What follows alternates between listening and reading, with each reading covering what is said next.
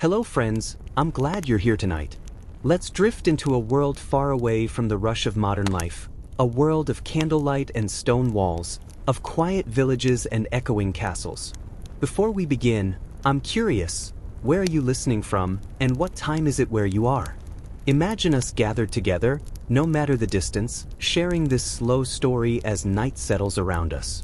Now, let's step into the Middle Ages. Picture a narrow street paved with uneven stones, where wooden houses lean toward each other as if they whisper secrets. Smoke curls from chimneys, the smell of wood and peat drifting through the cool air. Somewhere in the distance, a church bell tolls, its sound reminding villagers of the hour, because there were no glowing screens or ticking wristwatches to mark the passing of time. People lived by the rhythm of light and darkness, and this rhythm shaped not only their days, but also their nights. Sleep in the medieval world was very different from the way we experience it today. Imagine lying down not on a spring mattress but on a straw-filled sack, the coarse material scratching against your skin, sometimes crawling with little guests that no one really wanted to acknowledge. In a peasant's cottage, a whole family often shared the same bed, sometimes even with animals resting in the same room, their warmth useful during the long winters. The fire in the hearth would smolder low, a faint orange glow casting shadows against the rough plaster walls. You might hear the creak of wood beams above, the soft rustle of hay, or the distant howl of wolves outside the village. And here is something curious. Medieval people didn't usually sleep in one long stretch like we do. Instead, they often had what was called a first sleep and a second sleep. After several hours of rest, many would wake in the middle of the night, not startled or anxious, but calmly, as if this waking were natural. They might pray, read if they were fortunate enough to own a book, stoke the fire, or even slip outside to check on animals. Some whispered quiet words with their loved ones. After this interval, they would return to bed for a second sleep, which lasted until dawn. Doesn't it feel strange to think that the way we sleep today, in one continuous block, might not be the most ancient way of resting? But let's not stay only in cottages. Imagine now the bedchamber of a wealthy merchant or noble.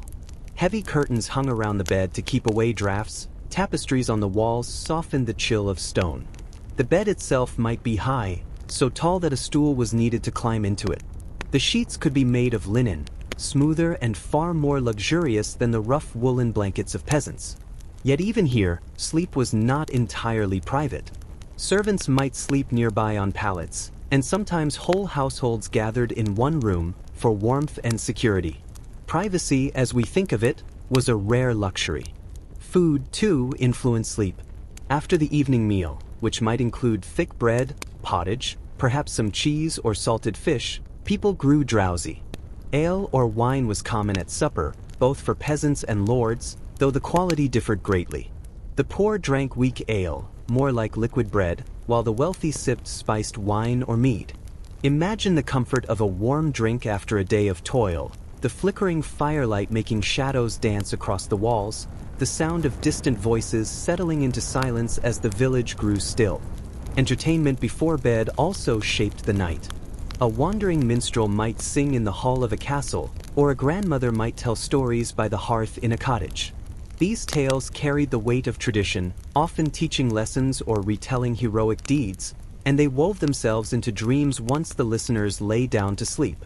Picture a child curled up under a rough blanket, eyelids heavy, while their imagination lingers on knights, saints, or mischievous spirits of the forest. And speaking of spirits, nights were filled with a certain fear. Darkness was not simply an absence of light, it was a presence of the unknown. Many believed that dangerous beings lurked in the shadows, ghosts, demons, witches. The creak of wood or the cry of an owl outside could unsettle even the bravest heart. Prayers before bed were not mere ritual but protection against the unseen. Crosses might be carved into door frames, charms hung near the bed, all to guard the sleeper as they drifted into the vulnerable state of slumber.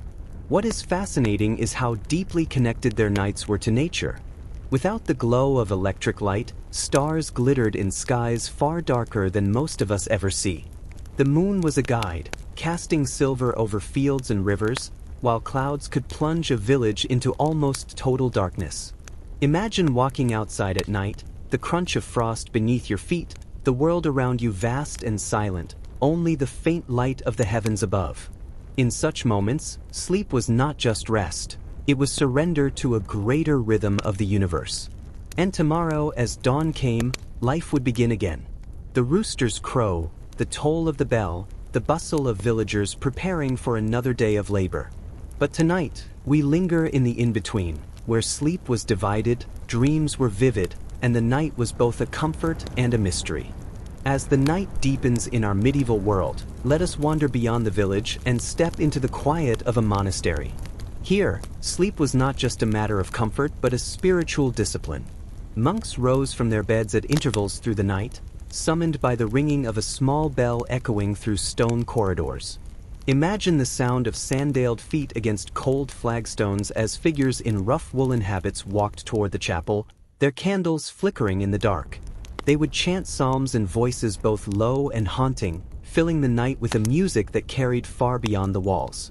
Afterward, they returned to their narrow wooden pallets, resuming their interrupted rest until the next call to prayer. For monks, the night was divided into cycles of devotion and sleep, a rhythm that shaped not just their bodies but their souls. Travelers, too, had their own nocturnal experiences. Picture an inn at a crossroads, its common room noisy with conversation, laughter, and the clatter of mugs. When night fell, guests lay down not in private rooms but side by side, often in large communal beds or on straw strewn across the floor. Privacy was rare, and strangers often slept only an arm's length apart, their belongings tucked tightly under their heads to prevent theft. The air would be thick with the smell of smoke, ale, sweat, and damp clothing, while outside the wind rattled the shutters. Sleep here was practical, a pause on the road rather than a peaceful retreat. And yet, the sense of shared warmth and safety brought a comfort of its own in a dangerous world. We should not forget those who could not afford even such lodging. Many travelers slept under the stars, wrapped in cloaks, with a small fire crackling nearby. Think of the fear and wonder of lying in a field or forest at night, the chirp of insects, the distant bark of dogs, or the rustle of unseen creatures in the underbrush. For some, the sky was their only roof, the earth their only bed. Yet perhaps they looked up at the stars with awe, the same stars we can see today, though brighter and more numerous in the darkness of their world. And what of the towns, where streets wound in narrow patterns and buildings pressed tightly together? At night, gates often closed to protect against bandits or invaders, sealing the city like a fortress. Within, the curfew bell rang, reminding citizens to extinguish their lights and retreat indoors. To be caught outside after curfew without a good reason could bring suspicion or punishment. Imagine the hush that fell over a town after the bell. Only the watchman's footsteps echoed through the empty streets, their lanterns swaying as they checked the shadows for danger. Inside homes, families huddled together, whispering stories, saying prayers, or simply lying still, waiting for dreams to come. It was not only people who shaped the night, but animals as well. Dogs barked to alert of strangers, roosters sometimes crowed earlier than expected, and oxen shifted restlessly in the barns. The bleating of sheep or the bray of a donkey might break the silence, while cats prowled through alleys hunting mice. In a world without engines or electronic hums, these were the sounds of the night, natural and ever-present. And here lies another fascinating detail. Sleep was often interrupted not just by natural rhythms but by the tasks of survival.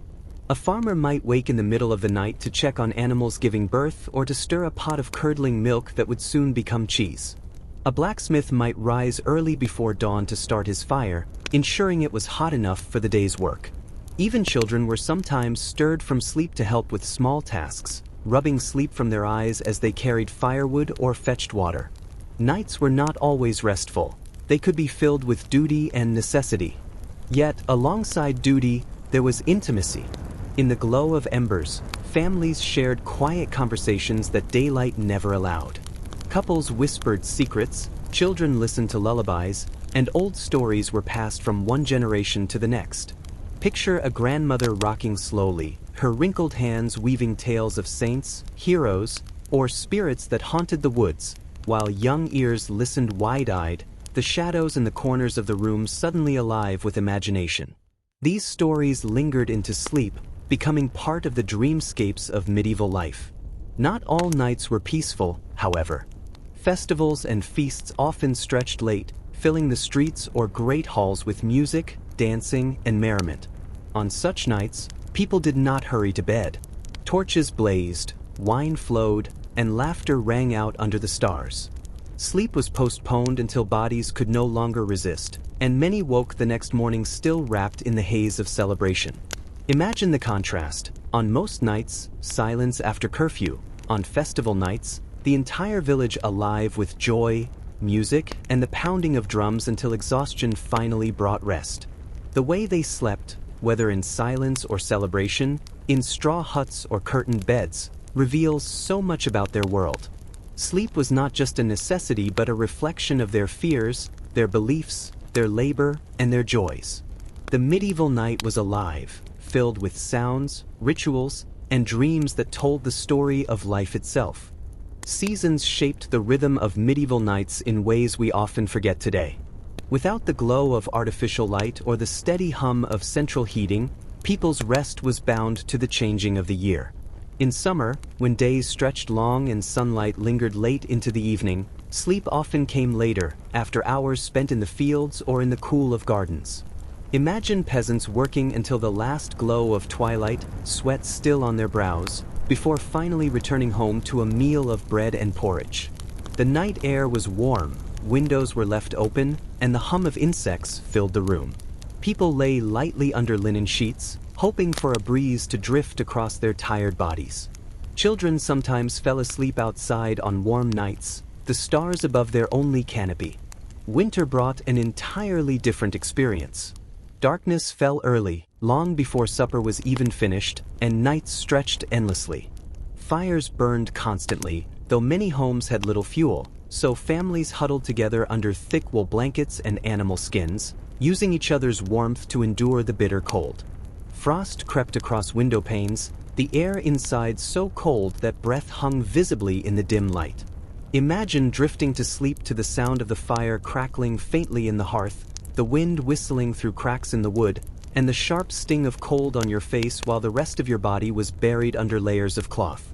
The very length of winter nights encouraged longer periods of sleep, interrupted only by the natural habit of rising in the middle hours.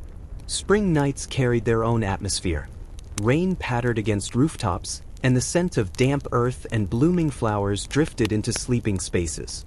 Farmers and villagers often lay awake listening to the sound of storms, comforted by the thought of fresh growth, though sometimes fearful of floods or sudden tempests. Autumn, in contrast, was a season of harvest. People fell into bed late at night, exhausted from gathering crops, their bodies aching but satisfied.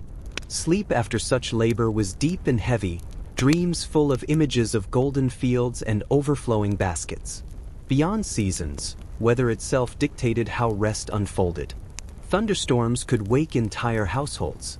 Picture a thatched roof trembling under pounding rain, flashes of lightning illuminating the wooden beams, and children clinging to their parents as thunder roared across the sky. For many, these storms were not simply natural events but signs of divine power, reminders of how fragile human life was under the heavens. Prayers whispered during such nights mingled with the rumble of the storm, and when the calm finally returned, sleep came like a blessing. Cold was perhaps the greatest challenge of the medieval night. In wealthier homes, braziers of hot coals were sometimes carried into chambers, filling the room with warmth, though always with the danger of fire or suffocation. Poorer families relied on piling straw thickly across the floor, using whatever rags and cloaks they possessed to keep out the chill. Some even slept side by side with animals, goats, sheep, or dogs, whose body heat added comfort. Imagine waking in the middle of the night, feeling the rough wool of a cloak against your skin, hearing the steady breathing of both family and beasts, all sharing the struggle against winter's bite. But nights were not always filled with stillness. In times of war or unrest, fear could banish sleep entirely. Villages kept watchmen awake through the night, ready to sound alarms if raiders or soldiers approached. Families sometimes lay down in their clothes, weapons close at hand, ready to flee or fight at the first cry. Imagine the tension of such a night, every sound amplified. The distant bark of a dog, the snap of a twig outside, the whistle of the wind, each one a possible sign of danger. Sleep in such times was shallow, broken by bursts of waking, the body never fully at peace. Festivals, however, turned the night into something entirely different. The midsummer celebrations, for instance, often stretched until dawn. Bonfires blazed, music echoed across fields, and young people leapt over flames as a symbol of luck and fertility. In winter, the Yuletide season filled nights with song, feasting, and merrymaking, banishing the cold and darkness with warmth and laughter. Sleep came late, heavy with wine and food, the echoes of carols and laughter lingering even in dreams. Dreams themselves held a powerful place in medieval minds. To them, dreams were not random images of the mind but messages, warnings, or visions from higher powers. A strange dream might be discussed at length the next day, interpreted by priests or wise women. Imagine waking from a dream of a great fire or a flood and carrying the unease of it through the morning, wondering if it was an omen of real events to come. Sleep was not only rest, it was a bridge between the human world and the divine, a fragile crossing where messages might appear. Thus, the medieval night was never just silence and slumber. It was alive with the rhythm of the seasons, the power of storms, the fear of enemies, and the wonder of dreams. To fall asleep was to surrender to forces both natural and mystical, to drift between warmth and cold, safety and danger, the everyday and the supernatural. Each night told a story, as vivid and unpredictable as the days that followed. Light was one of the rarest treasures of the medieval night, and its presence, or absence, shaped how people slept, worked, and even dreamed. Imagine the moment when the last rays of the sun sank behind the hills, plunging villages into a near-total darkness that is hard for us to picture today. There were no street lamps glowing faintly in the distance, no hum of electricity, no constant glow of cities on the horizon. Darkness was absolute, thick, and overwhelming, and for many it felt alive. The most common source of night light was the humble fire. In cottages, the hearth was the center of life, its embers glowing long after cooking was finished. Families often slept in the same room as the hearth, relying on its dim light and warmth. Imagine lying in bed, staring at the faint red glow of dying coals, the flicker illuminating the outlines of wooden beams and the shapes of sleeping figures. Shadows danced across the walls, turning simple objects into strange, shifting forms that sparked imagination and fear. For a child, the crackle of fire and the sudden pop of sparks might conjure visions of spirits or creatures creeping through the darkness. Candles offered another kind of light, but they were costly. Beeswax candles, clean and long-burning, were reserved for churches, wealthy households, and important occasions. The poor used tallow candles made from animal fat, which smoked heavily and carried a strong, unpleasant odor. Picture a small cottage where only a single stub of tallow candle was lit, placed carefully on a wooden table. Its light reached only a few feet, leaving the rest of the room cloaked in shadows. People often rationed these candles carefully, using them only when absolutely necessary. To burn a candle without need was considered wasteful, even sinful in some eyes. Oil lamps were less common but still used in certain regions, often fueled by olive oil where it was available. Their steady flame provided a gentler glow than tallow, though they were not without their dangers. A tipped lamp could easily ignite straw bedding or rush-covered floors, and stories of fires spreading through towns in the night were frequent warnings of carelessness. Beyond man-made light, the heavens themselves were guides. On clear nights, the moon cast silver over fields and villages, transforming the world into a pale, dreamlike landscape. People planned journeys and tasks around the phases of the moon. A full moon was a blessing, offering enough light to travel safely or hold outdoor gatherings long after sunset. Farmers sometimes called the full moon of harvest time the hunter's moon, for it gave them precious extra hours to gather crops or hunt game. In contrast, moonless nights were feared. Without its glow, the dark was complete, and every sound seemed amplified, every shadow a potential danger. Superstitions about light and darkness were woven deeply into medieval life. A sudden flicker of a candle might be taken as a sign of a spirit passing by. A fire that refused to catch could be seen as an omen of misfortune. People believed that evil beings thrived in the absence of light, and so they sought protection in prayers, charms, and even the simple act of keeping a small flame alive through the night. In monasteries, the ever-burning lamp was not just practical but symbolic, a sign of divine presence that kept away the terrors of the dark. And yet, darkness also held a strange beauty. Imagine stepping outside a small cottage on a summer night, the air cool and still, the sky ablaze with countless stars. The Milky Way stretched across the heavens like a river of light, far brighter than anything most of us have ever seen. Shepherds and travelers navigated by the constellations, while poets and priests alike found meaning in the patterns of the sky. In those moments, the night was not fearful but majestic, a reminder of the vastness of creation. Inside homes, people created their own small rituals with light. Some left a rushlight burning low through the night, both as a comfort and as a practical guide for anyone who woke during the hours of first sleep and second sleep. Imagine rising in the dark, the air cold on your skin, and seeing only a thin, wavering flame showing the path to the hearth or to the door. Others trusted only the faint glow of embers, preferring true darkness for rest. Children were sometimes comforted with stories of stars being tiny windows of heaven's light, watching over them as they slept. Light also shaped the rhythm of storytelling and labor. A family might gather close around a candle, faces illuminated in a small circle as tales of saints, battles, or trickster spirits were told. Shadows on the wall seemed to act out the stories themselves. In workshops, artisans worked by candle or lamp to finish tasks after sunset, though poor light often strained the eyes.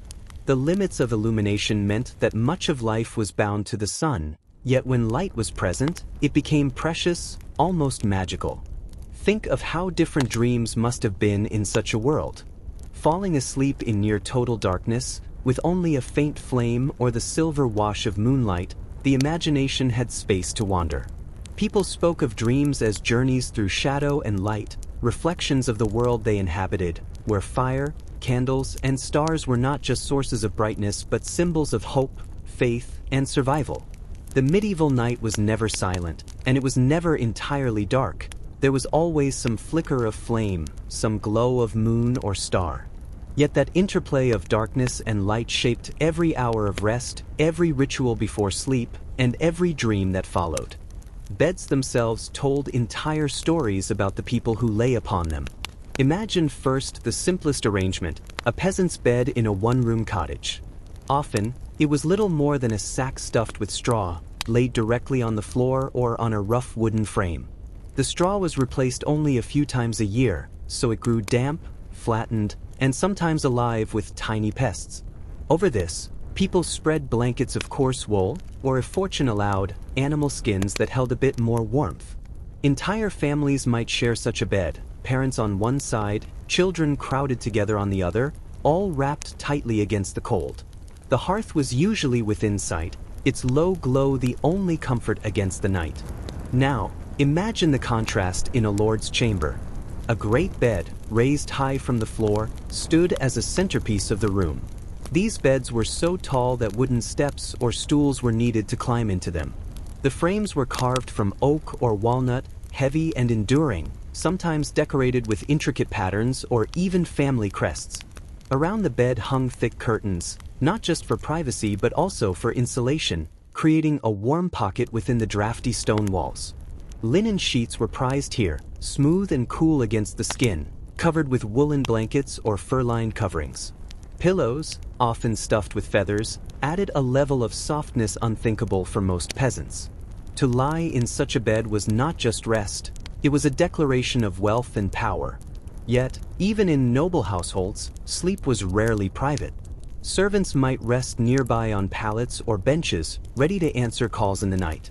Children often slept in the same room as their parents, and guests were sometimes invited to share a bed, as hospitality was judged not only by food and drink but also by the generosity of offering one's sleeping space. Bed sharing among strangers was common in inns and even among acquaintances, not seen as strange but practical. The bed was a place of warmth, community, and sometimes necessity more than individual luxury. Among the middle class, merchants, craftsmen, and wealthier farmers, beds varied widely. A merchant might own a bed with a modest frame and a feather mattress, covered with woven sheets dyed with simple patterns. In such homes, children often slept together in trundle beds that could be pulled out from beneath larger ones. Picture a bustling household where the father, mother, and youngest children lay in one room, while older children curled up on straw mats in a loft above, the sound of snoring and shifting bodies filling the night air. Even monasteries had their own unique approach.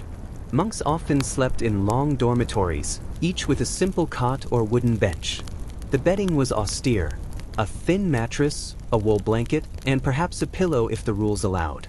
Privacy was non-existent.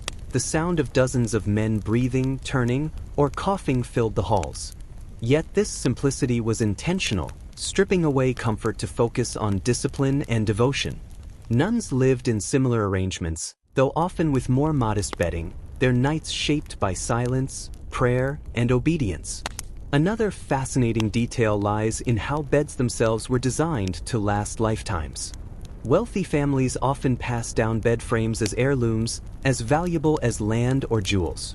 A great bed was not just furniture, it was part of family history, witnessing births, marriages, and deaths.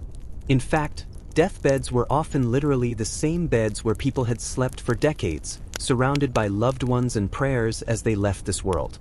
Sleeping objects also reflected daily life. In poorer homes, sacks of straw doubled as seating during the day. Blankets might be patched repeatedly, showing the hand of generations of women who spun, wove, and mended. In wealthier homes, bedding became part of dowries, where a bride brought sheets, blankets, and pillows to her new household as a mark of her family's status. Imagine the pride of unrolling freshly woven linen, scented with herbs, into a chamber where it would serve both comfort and display. And what of the little things people kept near their beds? In peasant cottages, perhaps a wooden bucket of water, a few tools, or a loaf of bread to break in the morning. In noble chambers, small chests at the foot of the bed held clothing or valuables. Sometimes charms were tucked beneath pillows or hung above headboards, protection against evil spirits, bad dreams, or sudden illness. Herbs like lavender, rosemary, or rue were scattered in bedding not only for their fragrance but also to deter insects. Imagine drifting into sleep with the faint smell of crushed herbs mixing with the smoky scent of the hearth. Beds were both humble and grand, communal and personal, practical and symbolic. To step into a sleeping space was to glimpse the entire fabric of medieval life: status, family bonds, fears, hopes, and traditions all woven into the blankets, frames, and shared warmth of the night. Sleep was never just about closing one's eyes. It was about where you lay, with whom you lay, and what surrounded you as darkness closed in. Close your eyes for a moment and imagine the soundscape of a medieval night. The silence was never complete, for the world after sundown was alive with noises both familiar and unsettling. In a peasant's cottage, the soft breathing of family members filled the darkness, mingled with the occasional cough, the creak of straw beneath shifting bodies, or the snuffle of animals resting nearby. Chickens rustled in their roosts, pigs grunted softly in pens outside, and a dog might stir at the faintest hint of movement. To sleep in such a place meant sharing the night with a chorus of life, each sound both a comfort and a reminder of vulnerability. Beyond the walls of homes, the night carried its own music. Wolves still roamed forests in much of Europe, their howls rolling across valleys, chilling the hearts of listeners. Owls hooted from trees, their calls considered by many to be omens of death. The croak of frogs, the chirping of crickets, and the rustle of leaves in the wind gave the darkness a texture of sound. Imagine lying in bed, hearing the distant rhythm of these voices, your mind wandering between the natural and the supernatural, never certain if what stirred outside was an animal, a thief, or something otherworldly. In towns, nights were marked by bells. The curfew bell tolled at evening, a heavy reminder that fires must be banked and lamps extinguished. Later, church bells might ring at intervals through the night, calling monks to prayer or marking the passing hours. The slow, solemn sound of a bell cutting through silence carried far, echoing across stone streets and wooden rooftops. For some, it was a comfort, a reminder of divine order. For others, it was a haunting interruption, breaking dreams with its mournful tone. Watchmen patrolled city streets, their voices calling out the hours, sometimes paired with prayers for safety. Past midnight, and all is well. Their lanterns swung as they moved, the light briefly touching doorways and shutters before disappearing again. These cries reassured citizens that someone was awake and vigilant, though for a child listening in bed, the sound might feel ghostly, echoing like a voice from another world. Not all noises were welcome. Inns and taverns, often hubs of activity, carried laughter, singing, and the clatter of mugs long into the night. Guests shared beds, but sleep was uneasy, interrupted by snores, shifting bodies, and even quarrels breaking out between drunken travelers. Outside, the stomp of horses, the creak of wagon wheels, or the shouts of late-night revelers filled the air. Imagine trying to rest in such a place, the smell of ale thick in the room, the snores of strangers in your ear, while footsteps crossed the floor above you. But the most unsettling sounds were the unexplained ones. A knock at the door after midnight could send a household into panic, for no visitor at that hour was expected. The creak of wood in the rafters, the soft scrape against a window shutter, or the sudden cry of an animal outside, all were enough to rouse even the heaviest sleeper. Superstition gave these sounds meaning: spirits wandering, witches flying, demons testing the weak. People whispered prayers, clutched crosses, or made the sign of protection, hoping to banish whatever lingered beyond sight. There were also moments of stillness so deep that even the smallest noise seemed magnified. Imagine lying awake in a stone chamber where every sound carried: the drip of water in a corner, the shuffle of a rat across the floor, the faint hiss of a dying fire. In such silence, even one's own heartbeat seemed loud, the slow rhythm of blood a reminder of life pressing against the vast quiet of the world outside. And yet, night brought not only fear but also beauty. The gentle patter of rain on a thatched roof could lull a family into calm. The distant rush of a river, steady and endless, provided a soothing background to dreams. In the countryside, the chorus of animals blended into a lullaby, one so familiar that peasants could sleep through it without waking. For the wealthy, the rustle of heavy curtains or the muffled footsteps of servants became part of their nighttime atmosphere, each sound carrying a different weight of meaning. These noises shaped the very way people thought of night. Silence was not the absence of sound but the balance between natural and human voices. To drift into sleep meant surrendering not only to darkness but to the ever-present symphony of the world around you. Some nights were restless, filled with strange interruptions, while others flowed like music, guiding dreamers gently into slumber. The medieval night was alive with sounds, some ordinary, some terrifying, some soothing, and each one carrying a story. To live then was to sleep never in isolation but in constant connection with the voices of earth, sky, beast, and man. Morning in the medieval world did not arrive with the shrill beeping of clocks or the glowing digits of alarms.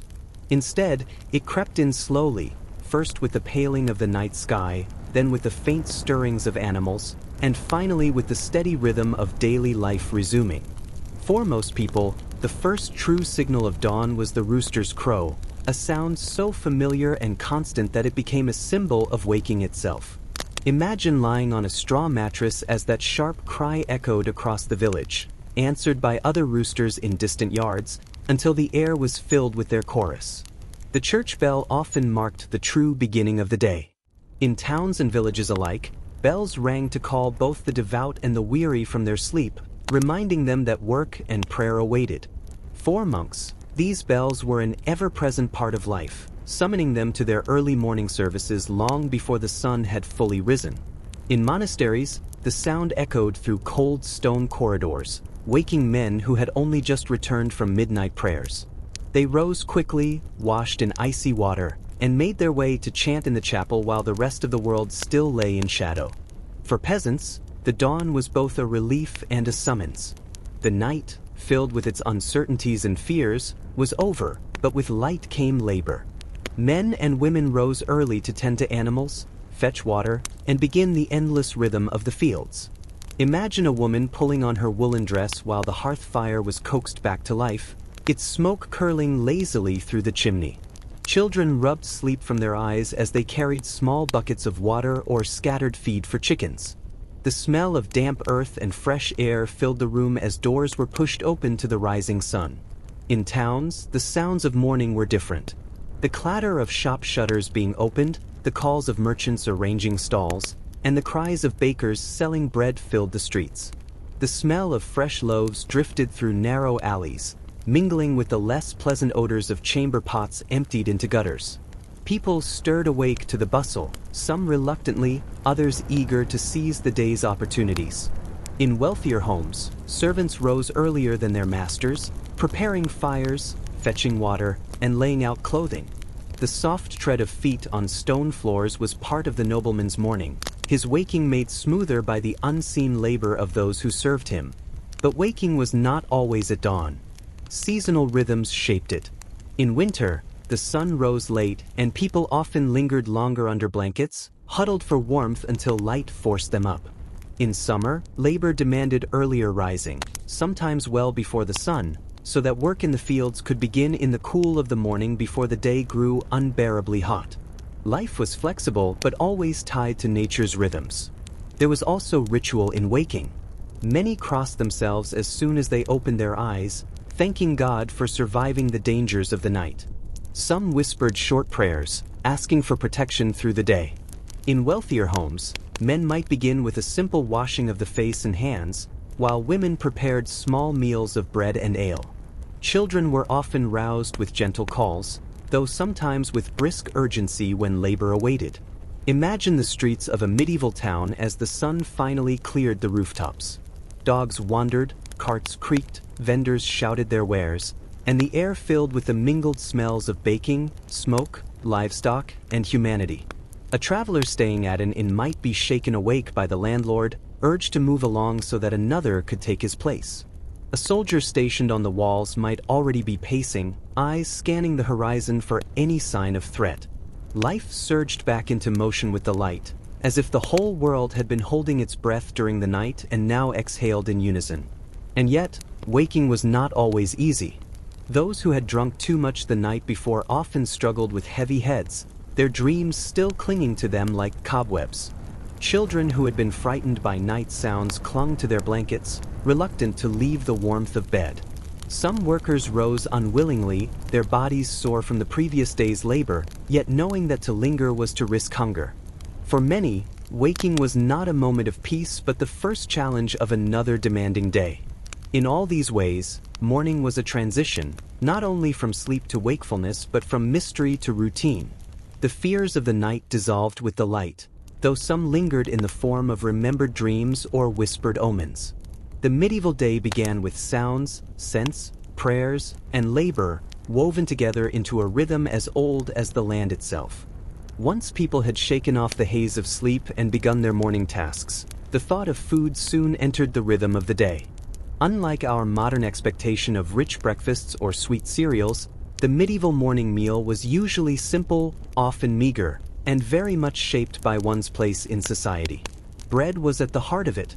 In almost every household, from the humblest peasant to the wealthiest noble, bread formed the foundation of the morning table.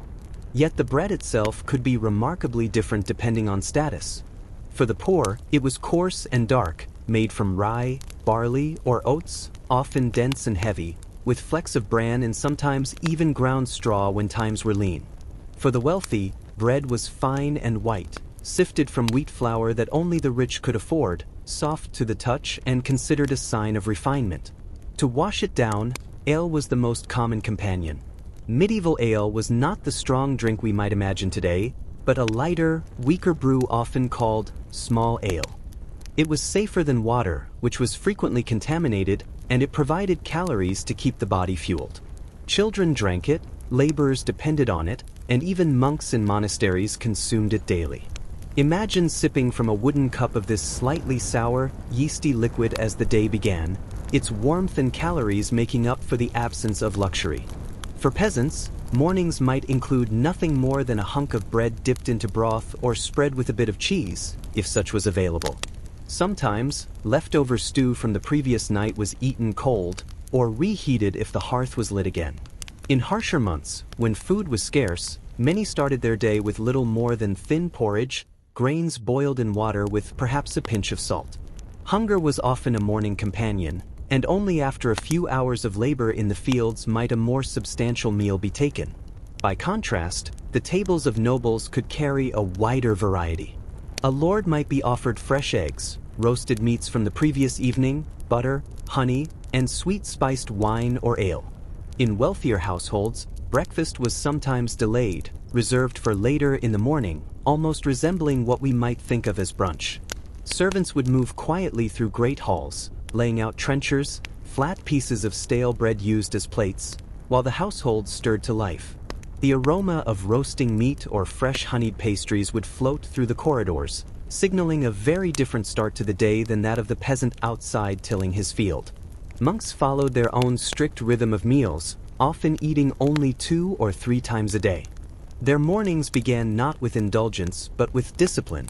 After prayers and labor, they might receive bread, cheese, and perhaps a simple broth, all consumed in silence within the refectory.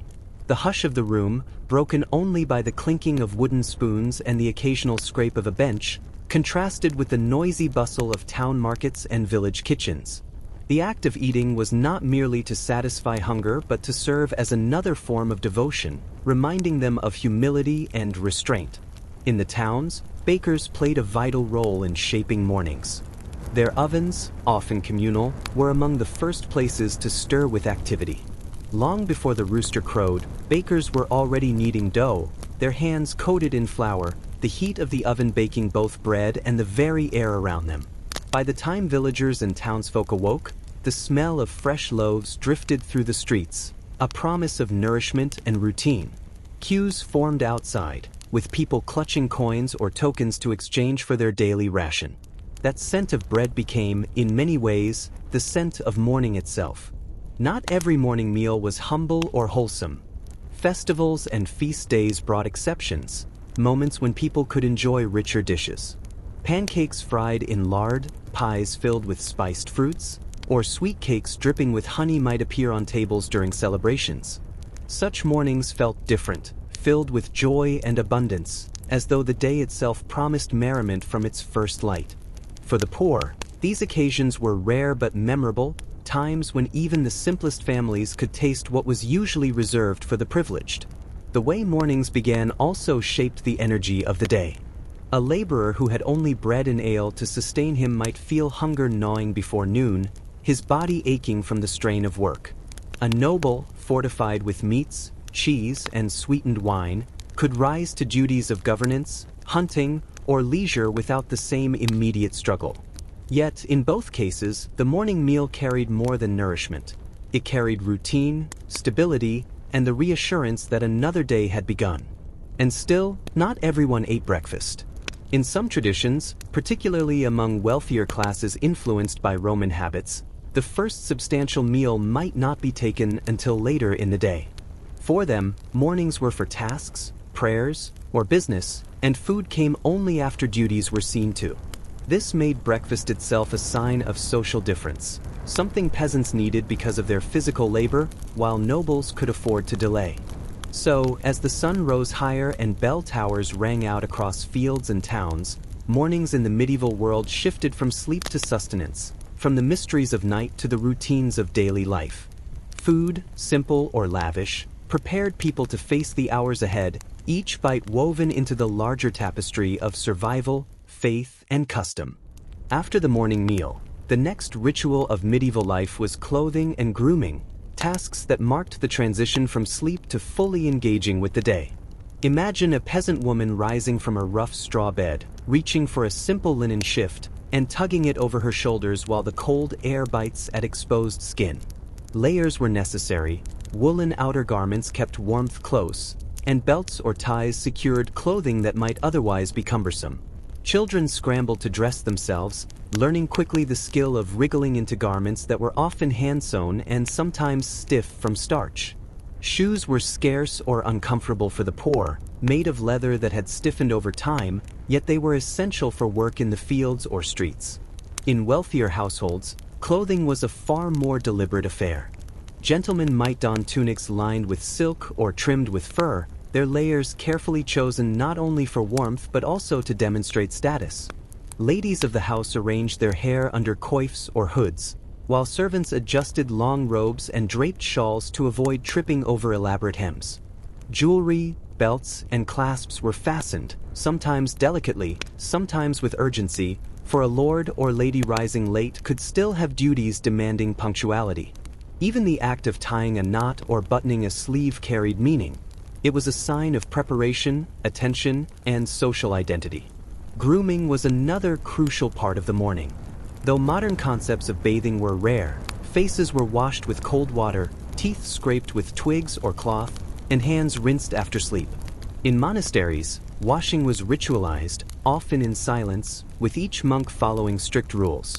In rural homes, a bucket of water might be shared among several family members, sometimes warmed near the hearth, sometimes left cold, carrying a bracing sharpness that startled the senses awake. Hair was combed or tied back, not merely for appearance but to prevent lice, a common nuisance. Even in wealthier households, elaborate braiding and head coverings served both style and hygiene. Accessories completed the process. Belts, pouches, and simple tools were attached to clothing for peasants, ensuring they had what they needed for daily labor. Nobles might wear gloves, decorative pins, or rings, each piece chosen with care. Shoes, boots, or even slippers were worn depending on the surface beneath. Stone floors in castles could chill bare feet quickly, while dirt streets required sturdy protection. By the time clothing and grooming were finished, a person was not only awake but ready to face the demands of the day, their body, mind, and appearance aligned to society's expectations. Morning preparations were also shaped by ritual and superstition. Some households whispered prayers as they dressed, crossing themselves or invoking saints for protection. Children were guided through these acts, learning early that appearances were entwined with divine favor as well as social propriety. Certain garments were considered lucky, or specific arrangements of hair and cloth believed to ward off evil. Even the way one put on a cloak or laced a boot could carry symbolic meaning, subtle but significant, woven into everyday life without conscious thought. In towns, the morning bustle increased as people completed these personal rituals while preparing for communal interaction.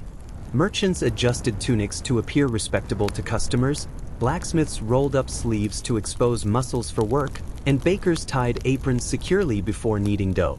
The sounds of buttons snapping, shoes scraping floors, and combs running through hair joined the growing chorus of the city awakening. It was a world alive with movement, each individual contributing to the rhythm that carried from household to street, from home to market, from small village to busy town square. Even the act of stepping outside was weighted with meaning. Peasants leaving for fields carried tools and provisions, often with children in tow. Gentlemen and ladies made their way to stables, strolled through courtyards, or mounted horses, each movement carefully performed in a dance of readiness and display. The smell of smoke and hearth mingled with morning dew and baking bread, creating a sensory palette that signaled both nourishment and activity. Through all of this, sleep was now a distant memory, replaced by motion, sound, and responsibility. The medieval morning was not merely a transition from night to day. It was a transformation, turning the vulnerable, half-awake body into a functioning participant in a complex society. From the coarse straw of a peasant bed to the carved posts of a noble's chamber, from whispered prayers to polished boots, every element combined to prepare the person for what the sun would demand. By the time the sun had fully risen, the world was awake, each household humming with tasks, each street filled with voices, and each field awaiting labor. Morning in the medieval world was a symphony of sound, smell, motion, and ritual, an intricate choreography that began the day and shaped the life of everyone who lived by the rising sun. Once the morning rituals were complete, the day in the medieval world unfolded with labor, movement, and unceasing rhythm, each person shaped by their place in society and the demands of survival. In the countryside, peasants poured into the fields as the sun climbed, tools in hand, the air alive with the scent of earth and growing crops. The rhythm of work was dictated not only by the seasons but by the light itself. Imagine rows of wheat bending under the touch of hands, spades and hoes slicing through soil, and children trailing behind adults carrying water, tending animals, or learning the ways of labor that would define their lives. Each movement was a repetition of knowledge passed down through generations, a flow of life as constant as the sun moving across the sky. Labor was rarely solitary. Families worked side by side, adults guiding children and sharing the weight of burdens. Some mornings required milking cows or goats, the animals pressing against tired bodies while milk was collected in wooden pails. Later, chores shifted to preparing food for the day, baking bread in small ovens, or tending small gardens filled with herbs and vegetables. Imagine a mother kneading dough with practiced hands while her children gathered eggs, their laughter and chatter weaving through the crisp morning air, the sounds of nature and work blending seamlessly. In villages, craft and trade filled the day alongside agriculture. Blacksmiths struck metal with a rhythmic intensity, sparks flying into the morning light as they forged tools, nails, and horseshoes. Carpenters worked in open yards, sawing, hammering, and assembling wooden structures that would house the community. In towns, merchants arranged goods in stalls, calling to customers with practiced voices, the clatter of coins and shifting wares creating a lively backdrop to the day's routines. Each occupation had its own cadence, a pattern repeated daily, yet infused with small variations, the creativity and skill of those who labored shaping the mundane into something vital. Castles and noble estates operated under an even stricter regimen. Lords and ladies oversaw estates, issuing instructions to stewards and servants, reviewing accounts, or attending to correspondence.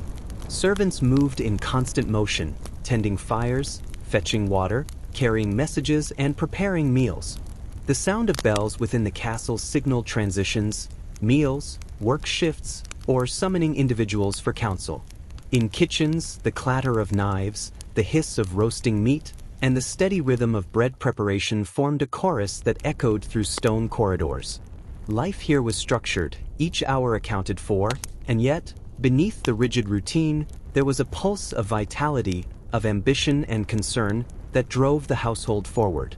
Even as labor consumed bodies, people remained aware of the natural world. Birds sang, winds whispered through fields and trees, and the sky shifted subtly through the day, reminding all who worked of the passage of time. Weather shaped work as well. Rain could halt field labor or flood roads, forcing people to adjust plans, seek shelter, or focus on indoor tasks like repairing tools, tending fires, or mending clothing. Heat in summer could slow the pace, urging breaks beneath trees or in shaded courtyards, while frost in winter stiffened limbs and slowed the grind of everyday toil. Life was never static. It was a constant negotiation with both nature and necessity. Markets offered another layer to daily life. Villagers and townsfolk traveled to trade goods, from grains and cheeses to woven fabrics and pottery. Imagine the vibrant scenes, merchants calling out prices, haggling echoing through narrow streets, children darting among the stalls, and animals adding their own voices to the chorus. News traveled along with goods, gossip mingling with commerce, shaping how people perceived the larger world beyond their village or town. A single day at market was a social as well as economic event, linking distant lives in a web of trade, information, and observation. Through it all, people were constantly aware of time, though not in hours and minutes as we measure it today. Bells, natural light, and bodily rhythms dictated the flow. Meals punctuated the day, short rests allowed brief respite, and labor resumed with urgency. Life moved in cycles, each moment both familiar and demanding, each day a continuation of the last, yet unpredictable in its challenges, from sudden storms to injured animals, a broken tool, or an unexpected visitor. And yet, even within this unrelenting rhythm, moments of humanity and leisure persisted. Children found small joys amid work, women exchanged laughter while carrying out chores, and men might pause to share a joke or a tale while repairing fences or tending animals. Nobles occasionally hunted for sport, musicians practiced in town squares, and festivals punctuated the calendar with color, music, and feasting. The day, though structured by labor, allowed pockets of pleasure, narrative, and shared experience. By late afternoon, the rhythm of work began to ebb, the light shifting toward evening. Fields emptied, workshops quieted, and towns began the slow transition to dusk. Meals were prepared, chores concluded, and families regrouped. The intensity of the day left bodies weary, ready to return to rest once the sun finally set.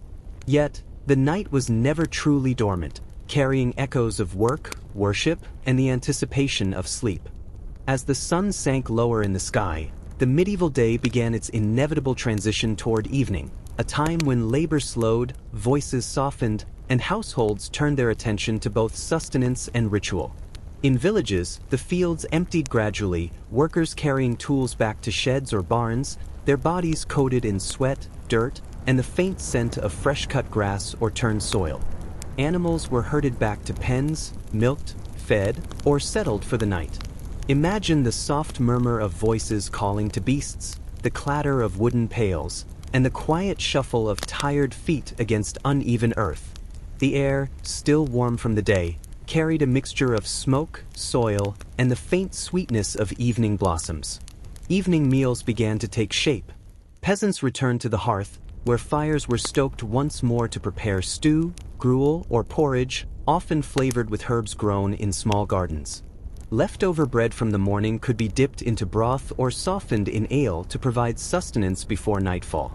Families gathered together in the small warmth of their homes, children nuzzling into parents' sides, learning by observation the rhythms of communal life and preparing themselves for the routines of the night. In noble homes, evening meals were more elaborate, featuring roasted meats, cheeses, spiced wine, and sometimes sweet treats for those fortunate enough to indulge. Kitchens bustled, fires roared, and the smell of roasting, baking, and boiling filled vast chambers, signaling both nourishment and status.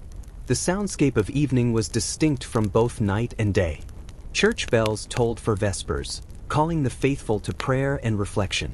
In towns, shutters began to close, merchants packed away goods, and streets grew quieter as people returned home.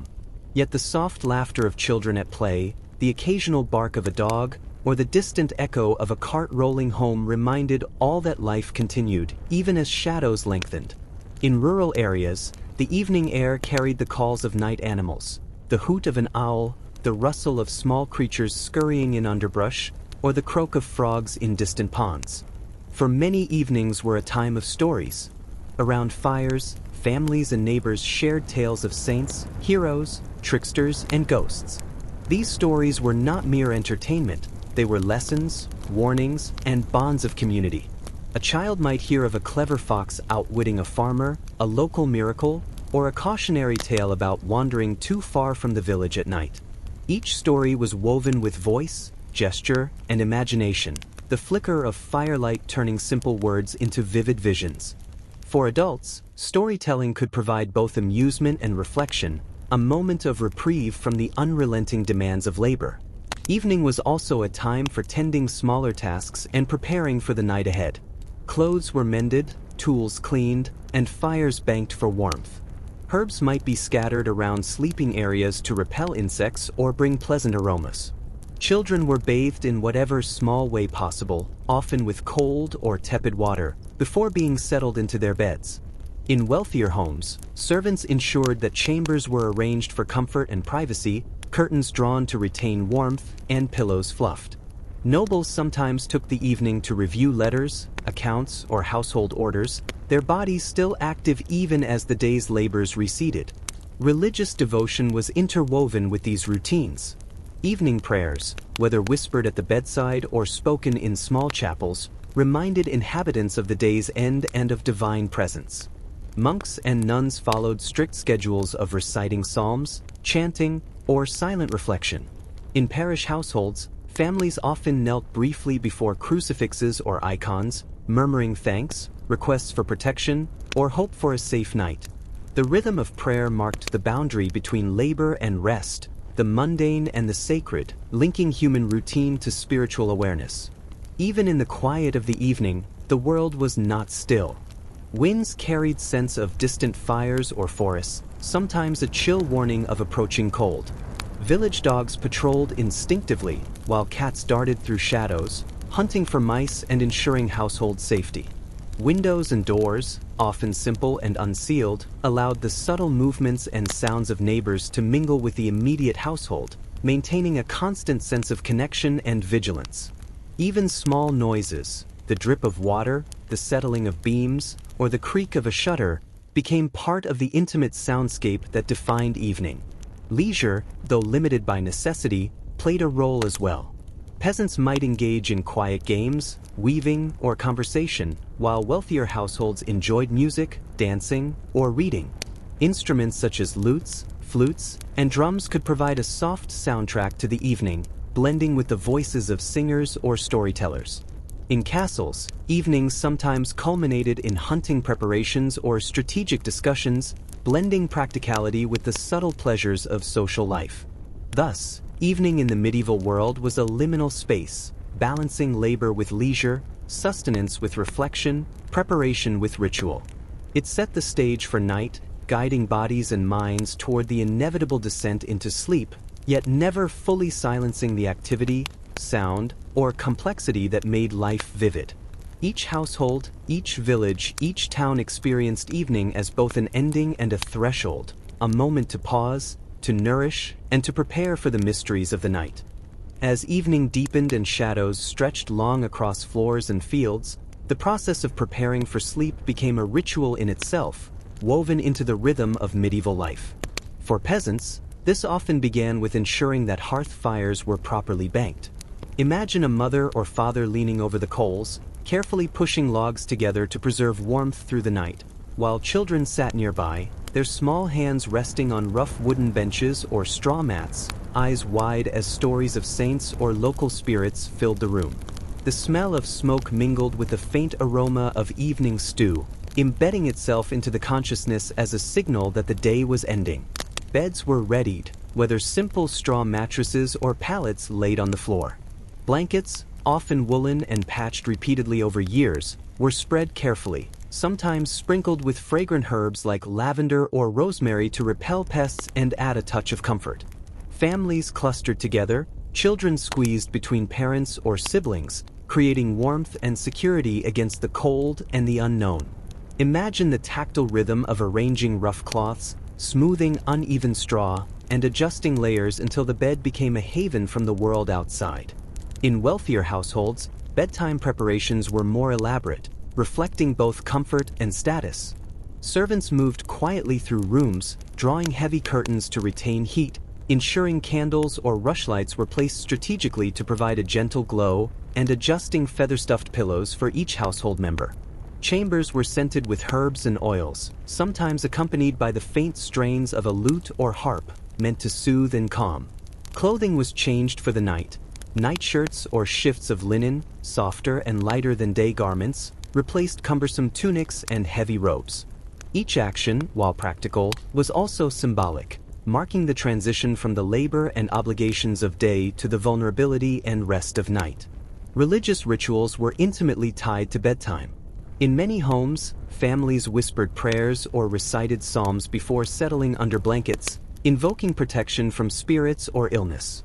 Some children were comforted by small charms tucked beneath pillows or by stories of guardian saints watching over them as they slept. Monks and nuns followed stricter routines, often returning to silent prayer or chanting before resting, the repetition of sacred words creating a rhythm that guided consciousness gently toward sleep. In this way, spiritual awareness intertwined with physical preparation, ensuring that night was approached not only with care but with reverence. Nighttime hygiene, though rudimentary by modern standards, was also part of the ritual. Faces were washed with cold or tepid water, teeth scraped with small twigs or cloth, and hands rinsed before touching bedding. In some regions, people used sponges or cloths soaked in scented water, particularly when wealth allowed for such luxuries. Grooming was practical, yes, but also a final act of self-respect and dignity before surrendering to rest. Imagine the brisk splash of water on a tired face, the feel of clean hands pressing against rough linen, and the faint fragrance of herbs lingering in the air. Stories and conversation often continued until the very moment of sleep. Around fires or candlelight, tales of clever tricksters, local legends, or heroic exploits were passed down, blending entertainment with lessons of morality, survival, and social expectation. A mother might pause to whisper advice or a warning, a father might recount the day's events in a dramatic voice, while children listened raptly, imagining heroes and spirits moving through the shadows. In noble homes, similar narratives unfolded through music, poetry, or theatrical performances, each designed to captivate, instruct, or soothe before the quiet of night. The final moments before sleep were also a time of observation. People listened carefully to the sounds of their environment, animals settling, distant footsteps, the wind through trees or over stone streets, each noise interpreted, understood, or sometimes feared. Darkness was not simply an absence of light but a realm of potential, a landscape where imagination, memory, and instinct intertwined. The medieval sleeper learned to navigate this world with caution, curiosity, and ritual, understanding that the night held both threat and solace. As eyes grew heavy and bodies relaxed, the final layer of security was drawn, blankets tucked firmly, doors latched or bolted, and sometimes a small weapon or tool kept within reach. Even in wealthier households, the transition to sleep carried vigilance. Nobles might leave guards posted or servants on alert, while peasants relied on the clustered warmth of family and animals. Imagine the interplay of light and shadow, the faint flicker of a dying candle, the creak of settling wood, and the quiet breaths of those around, each a gentle rhythm guiding the conscious mind into slumber. Sleep itself was never uniform. People often experienced segmented sleep, rising briefly in the middle of the night for prayer, a visit to the chamber pot, or tending the hearth. These interruptions were natural, woven into the understanding of night as a living period rather than a single block of rest. Dreams, influenced by the day's work, the environment, and the ever-present superstitions of the era, filled the darkness with visions both comforting and uncanny. Some were interpreted as omens, others as reflections of hopes and anxieties. In all cases, the night became a continuum of preparation, reflection, and transition. Thus, bedtime in the medieval world was a carefully orchestrated ritual, blending physical, spiritual, and social elements. It was a bridge between the tangible demands of the day and the intangible mysteries of the night, a moment where fire, light, prayer, and family converged to guide individuals toward rest and renewal, even as the world outside remained alive with unseen motion and distant sound. Once the body finally succumbed to fatigue, sleep in the medieval world unfolded as a complex, layered experience, far removed from the uninterrupted rest we often imagine today. People rarely slept in a single long stretch. Instead, their nights were segmented, punctuated by periods of wakefulness that allowed for reflection, prayer, or practical tasks. Imagine lying on a straw-stuffed mattress or a feather bed, darkness pressing close, yet hearing the subtle symphony of life continuing beyond the walls. An owl calling in the distance, a dog stirring in its pen, the faint creak of a neighbor settling for the night. Each sound anchored the sleeper to the living world, blending the unconscious with the vigilant mind.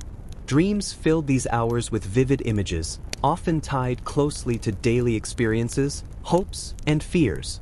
A peasant might dream of a successful harvest, the grain rising tall and golden, or of beasts threatening the livestock, each scenario reflecting both desire and anxiety.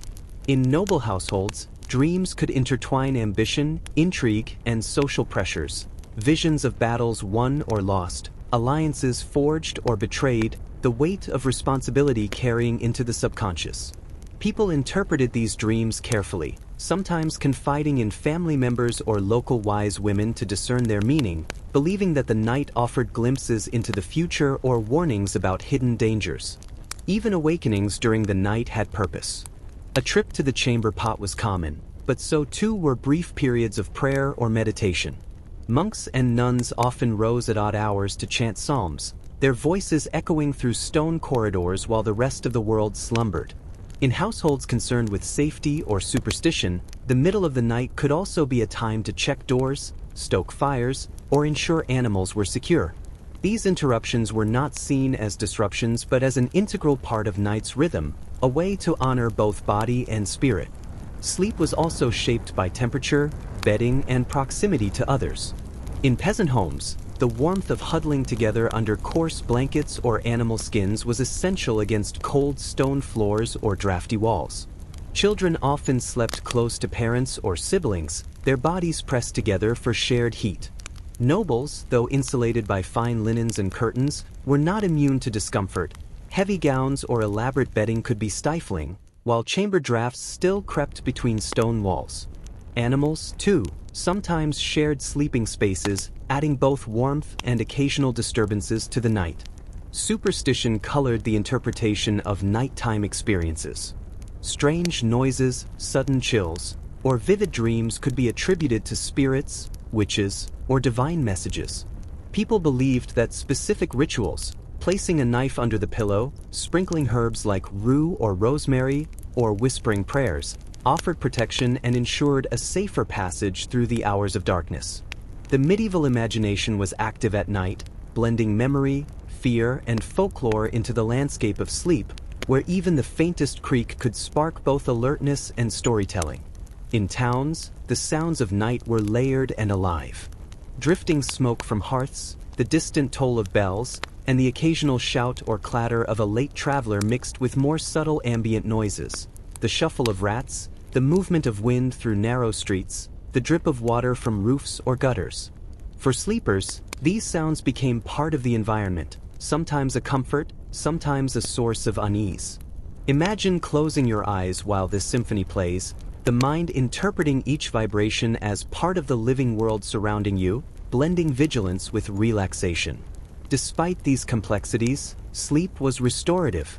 Bodies recovered from the labor of the day, muscles relaxed, and minds processed the accumulated experiences and emotions. Even short periods of rest were valuable, ensuring that people could face the next day's demands, whether tending crops, managing households, or fulfilling social and religious obligations. The act of sleep was never entirely passive. It was an ongoing negotiation between physical need, environmental conditions, and social expectations. Nighttime was also a time of shared vulnerability. Families, friends, and communities relied on one another's presence for warmth, security, and reassurance. A child crying in the night was comforted by a parent's hand or voice, while a neighbor's barking dog could signal both alarm and protection. Even in solitude, people had rituals and safeguards that mediated fear, allowing sleep to occur in a world filled with uncertainty. Thus, sleep in the medieval world was a living, breathing experience. It was not merely a pause from labor, but a landscape of dreams, vigilance, ritual, and imagination, shaped by social standing, environment, superstition, and human ingenuity. Each night became a journey through both the tangible and intangible aspects of life, preparing the body and spirit for the cycle that would begin again with dawn. Night in the medieval world was far from silent or entirely safe. While sleep offered restoration, it also carried inherent dangers, both natural and human, and the ways people protected themselves reflected ingenuity, superstition, and community awareness. Imagine a peasant home on a cold autumn night.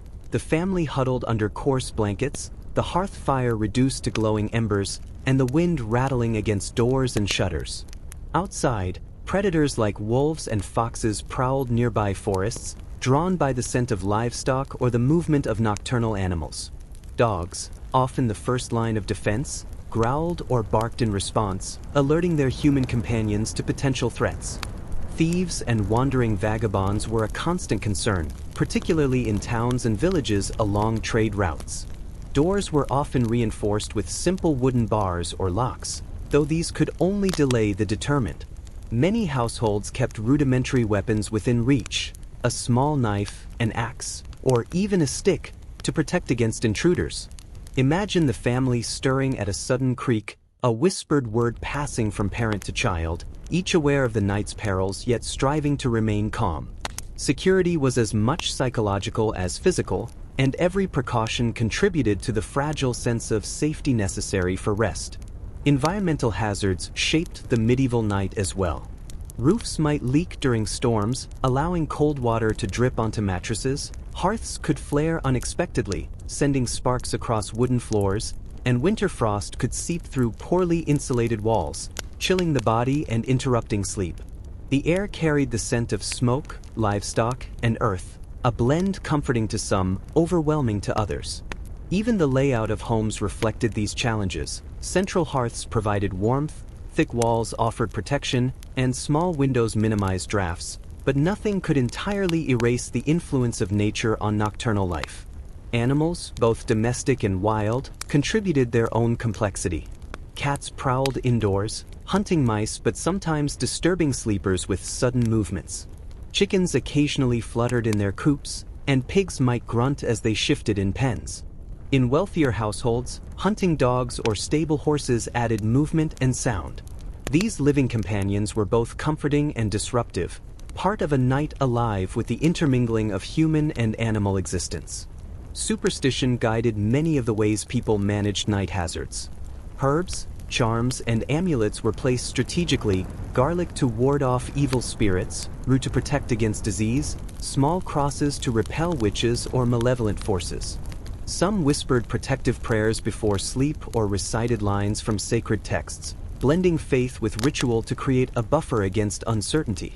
The line between practical precaution and mystical intervention was often blurred, as humans sought to influence unseen forces that might shape the outcome of their night. For townspeople, watchmen patrolled streets, calling out the hours and providing some measure of reassurance. Their lanterns swung through narrow alleys, illuminating shutters and cobblestones, and their voices echoed warnings or confirmations that all was well. Inns, despite their bustle, often had designated sleeping areas guarded by staff or the landlord, balancing hospitality with security. Markets and workshops were deserted, leaving only the echo of footsteps or the occasional distant shout, but the knowledge that someone remained vigilant offered peace to those resting inside. In castles, security was a constant concern. Guards patrolled corridors, walls, and gates, often armed with swords, pikes, or crossbows. Nobles and retainers relied on these measures to protect against theft, attack, or even betrayal within the household. In some estates, specific rooms were dedicated to storing valuables, often locked and monitored by attendants. Even sleep for the wealthy was layered with precautions, a careful balance between comfort and awareness of human or supernatural threats. And yet, night was not solely dominated by fear. The very vigilance that protected sleepers also reinforced bonds of community and family. Shared fires, dogs, and even the sounds of nearby neighbors moving in the darkness created an intricate network of mutual reliance. People slept knowing that they were not entirely alone, that sounds and rituals provided a framework of safety. It was a night alive with both risk and reassurance, shaping the way medieval humans perceived darkness and the unseen world around them. In all these ways, night was a period of heightened awareness. Sleep existed within it, but never entirely separated from the living, breathing environment of earth, animals, and humans. Protection, superstition, and routine intertwined to create a delicate balance, allowing people to rest even as the world remained active beyond their perception. Each creak, bark, or distant howl reminded sleepers that night was a realm of challenge and wonder, where vigilance, preparation, and imagination converged in the timeless dance between darkness and rest. Night in the medieval world was as much a theater of imagination as it was a period of rest, for dreams, omens, and the unseen forces of folklore played a central role in how people experienced darkness. Dreams were interpreted as messages from the divine, warnings of danger, or glimpses into the future. A child might wake trembling after dreaming of a wolf stalking the edge of the village, while a nobleman could see visions of political intrigue, enemies plotting, or battles unresolved, each dream colored by the anxieties and responsibilities of the day. Wise women or local priests were often consulted to interpret these nocturnal messages, giving shape to what might otherwise seem random and mysterious. Superstition was woven tightly into daily life, and night amplified its influence. Shadows moving across walls, the flicker of candlelight, or a sudden gust of wind could be seen as omens, spirits, or portents. People spoke in hushed tones about nocturnal creatures, nightmares, hobgoblins, or witches that haunted sleeping spaces or lurked near livestock. Herbs were hung above doorways, charms were tucked beneath pillows, and candles or lanterns were left burning to guard against these unseen presences. Each precaution blended practicality with belief, ensuring that sleep, while necessary, was never naive or unprotected. Animals themselves were thought to participate in the supernatural aspects of night. Cats, particularly black ones, were believed to carry mystical significance. Owls' hoots were sometimes interpreted as warnings or predictions. Even common barnyard noises could be given extraordinary meaning, influencing how people reacted, what they prayed for, and how they arranged their homes before sleep. The line between natural observation and spiritual interpretation was blurred, creating a world in which vigilance, imagination, and ritual intertwined seamlessly. Despite the shadows of superstition, night was a time for subtle domestic activity. In peasant homes, chores continued quietly. Fires were stoked to maintain warmth, water for morning tasks might be drawn, and animals were checked one last time before beds were settled upon. A woman might repair a patch on clothing by candlelight, a man ensure the pen for pigs was secure, and older children were sometimes tasked with small responsibilities that maintained the household's functioning. These activities, though subdued, allowed life to continue smoothly, minimizing the chaos that darkness might otherwise bring. In towns, night offered a different rhythm. Streets emptied as markets closed, but some inns or taverns remained active, hosting travelers, merchants, or guards. Candlelight flickered behind shutters, casting elongated shadows across walls. Within homes, quiet domestic work persisted. Pottery or tools might be cleaned, herbs gathered, and floors swept to prepare for the next day. Even noble households had subtle nocturnal rituals. Letters were reviewed by the fire, guard rotations checked, and chamber pots prepared. Night was not a cessation of life, but a quieter, more intimate extension of it. Sleep, interwoven with these activities, remained segmented and attentive. People would wake, check on fires or animals, whisper prayers, and return to bed. Dreams reflected these interruptions, merging reality with imagination, daily labor with spiritual concern. Some dreams were interpreted as omens, influencing decisions even in waking hours. A fleeting nightmare could prompt extra prayers, additional locks, or small rituals repeated in the darkness.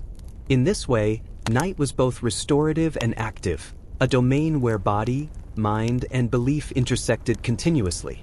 The sensory world of night was rich and layered. The smell of embers, wood, or herbs mingled with the earthy aroma of animals, the faint moisture of dew, and the lingering scent of evening meals. The touch of rough blankets, straw mattresses, or animal skins reminded the sleeper of the tactile reality surrounding them. Sounds, distant bells, rustling animals, or the whisper of wind through thatched roofs, acted as markers of presence, time, and security. Darkness was not empty, it was full of meaning, sensation, and life. Even within the quiet, humans found companionship and comfort.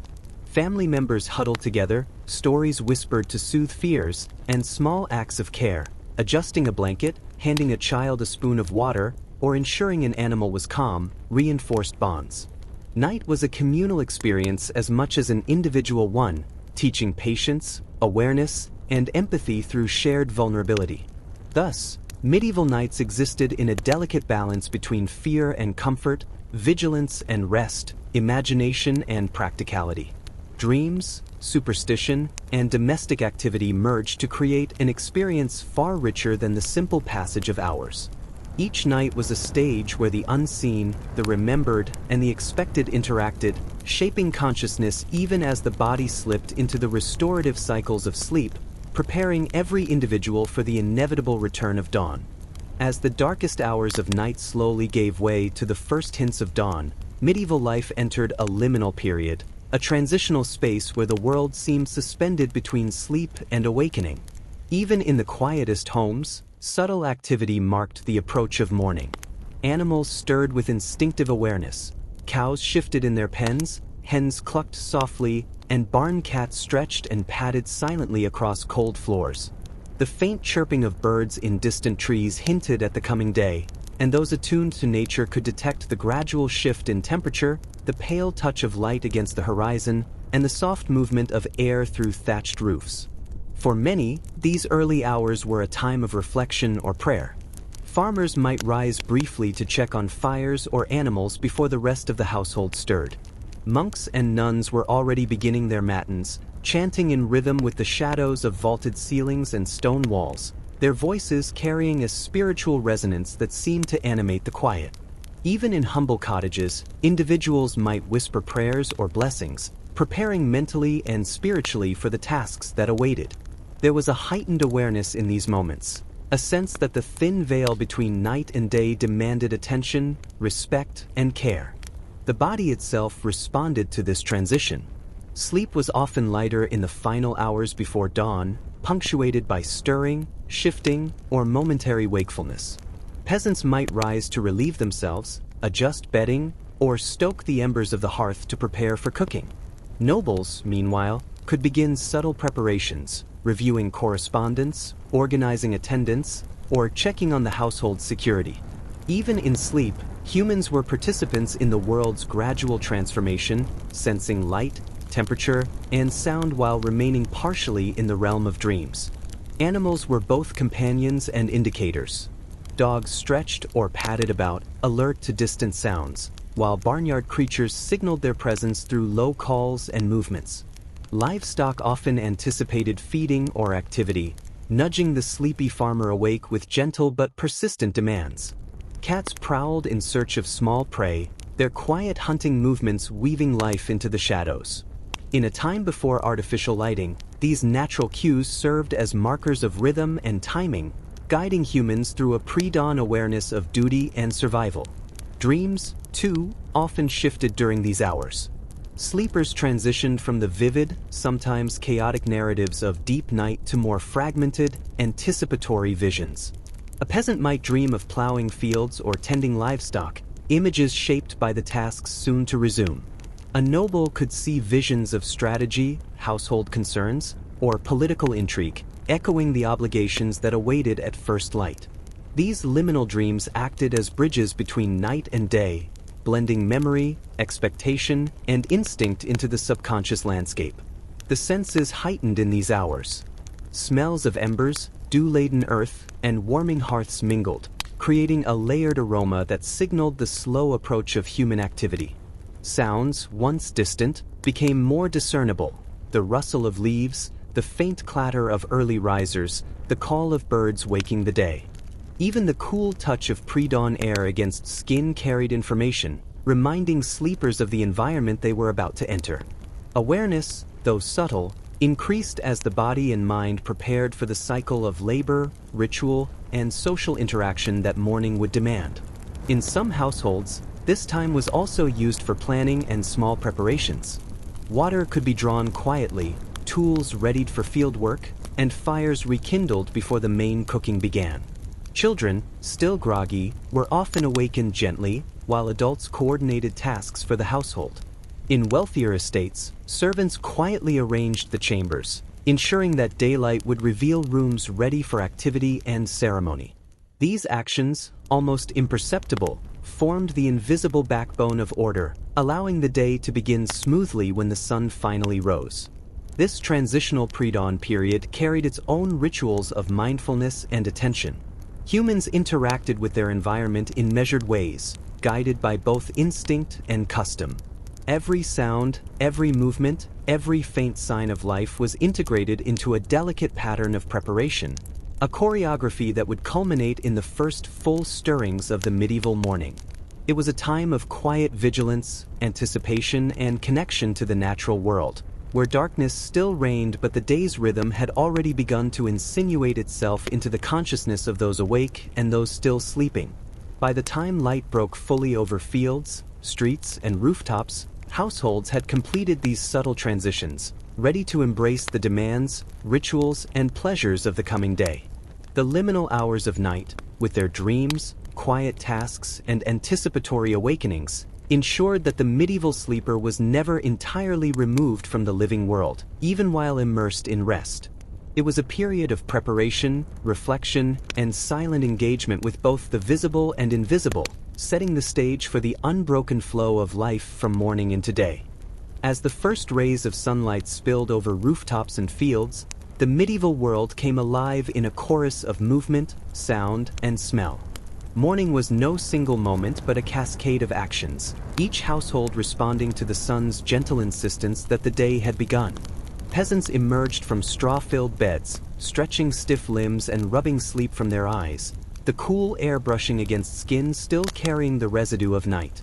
Footsteps shuffled across earthen floors, the scrape of wooden clogs or boots punctuating the faint calls of waking animals. Hearths were rekindled with a practiced hand, the flicker of embers growing into a steady flame, casting warmth across dim interiors. The smell of smoke intertwined with the lingering scent of dew on straw and the earthy aroma of freshly churned soil, blending into a familiar morning perfume. Families gathered in kitchens or main rooms, arranging breakfast, often simple fare, such as porridge, bread, or leftover stew from the previous evening. Water was drawn from wells or stored cisterns, milk collected from cows or goats, and herbs sprinkled for flavor or preservation. In these first moments of day, nourishment was not merely physical but also symbolic, signaling readiness to engage with labor, society, and ritual. Children played a subtle role in the morning bustle. They helped tend animals, carried small tools or buckets, and absorbed the lessons of work and preparation by observation. Each movement, from sweeping the floor to feeding chickens, was both practical and educational, an early immersion into the responsibilities that would define adulthood. Their laughter and chatter punctuated the morning, creating a living soundtrack that blended with the rising calls of roosters and the distant bleating of goats, reminding all that life, even in labor, contained moments of lightness. Noble households orchestrated a more elaborate morning. Servants moved with precise timing, arranging rooms, drawing curtains, and attending to fires before their lords and ladies emerged.